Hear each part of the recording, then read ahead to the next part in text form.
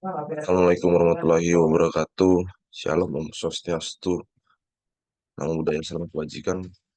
Izin Tornomadia Frans Salman Malau STB 4964 Prodi Teknik Pemasyarakatan kelas A.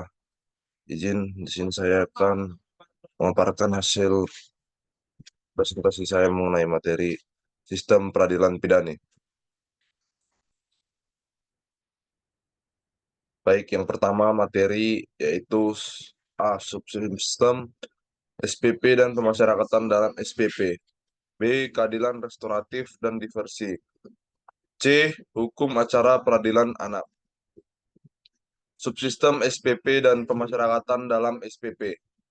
Pengertian: SPP dalam sistem pemasyarakatan adalah subsistem dari sistem peradilan pidana Indonesia yang fokus pada rehabilitasi dan reintegrasi sosial pelaku kejahatan.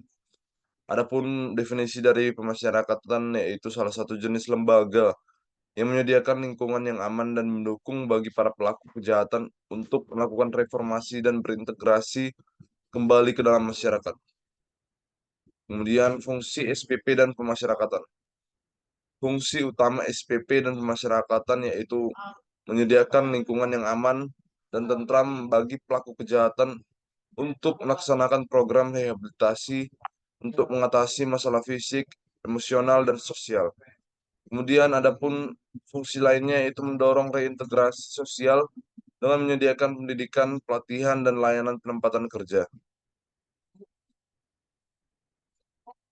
Pentingnya pemasyarakatan. Pemasyarakatan sangat penting dalam mencegah residivisme dan mendorong reintegrasi sosial di antara mantan pelaku kejahatan. Hal ini membantu mengurangi jumlah pelaku kejahatan di dalam lembaga pemasyarakatan dan menciptakan masyarakat yang lebih aman. Kemudian ada pun keadilan restoratif. Definisinya yaitu keadilan restoratif adalah suatu pendekatan terhadap keadilan yang fokus pada perbaikan kerugian yang disebabkan oleh kejahatan daripada menghukum pelakunya. Keadilan restoratif juga dapat diartikan sebagai suatu proses yang melibatkan pihak-pihak yang terkena dampak kejahatan, termasuk korban. Kemudian, prinsip keadilan restoratif. Prinsip keadilan restoratif meliputi satu, penghormatan terhadap otonomi individu, kedua, partisipasi dan keterlibatan, ketiga, perbaikan dan restitusi, dan empat, keterlibatan masyarakat. Manfaat keadilan restoratif. Keadilan restoratif memiliki banyak manfaat, termasuk mengurangi tingkat residivisme, meningkatkan kepuasan korban, dan mendorong penyembuhan dan pemulihan komunitas. Diversi. Diversi adalah pendekatan keadilan dan restoratif yang melibatkan masyarakat dalam mengatasi kerugian akibat kejahatan.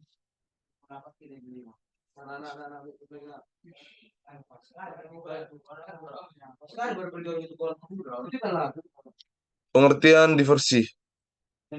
Diversi diartikan dalam masyarakat sebagai suatu kerugian akibat kejahatan melalui mediasi, konseling, dan bentuk dukungan lainnya.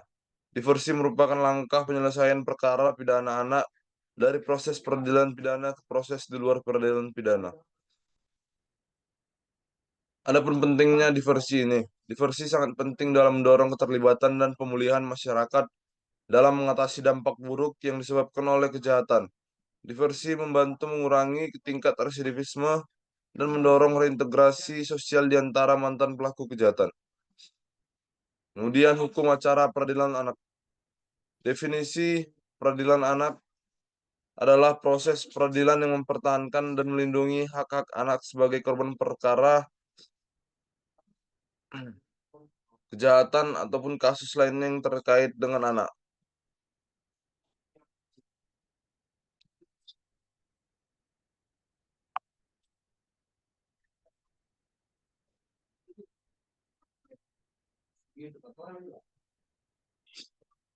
Kemudian yurisdiksi pengadilan anak.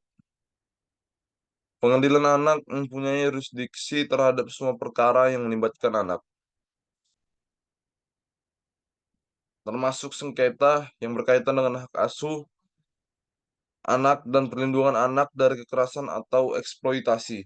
Pengadilan anak yurisdiksinya didasarkan pada konstitusi dan undang-undang perlindungan anak.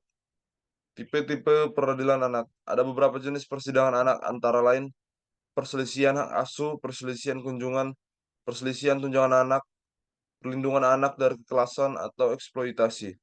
Kasus-kasus lain yang melibatkan anak-anak. Peran hakim peradilan anak-anak.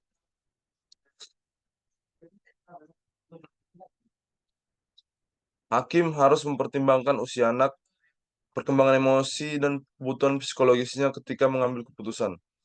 Beban bukti dalam peradilan anak. Dalam persidangan anak, beban pembuktian ada pada pihak yang mengajukan gugatan. Pihak tersebut harus mengajukan bukti-bukti yang memenuhi standar pembuktian yang sah untuk menetapkan tuntutannya. Alat bukti dalam sidang pengadilan anak.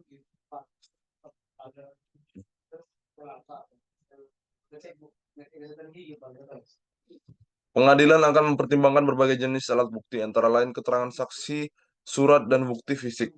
Hakim juga dapat menunjuk ahli untuk menilai kepentingan terbaik bagi anak. Kemudian ada pun alternatif penyelesaian sengketa. Pengadilan akan mendorong metode penyelesaian sengketa alternatif seperti mediasi, arbitrase untuk menyelesaikan perselisihan secara damai. Pendekatan ini membantu mengurangi trauma emosional dan stres yang terkait dengan litigasi.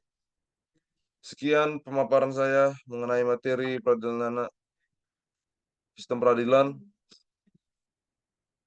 Terima kasih atas perhatian.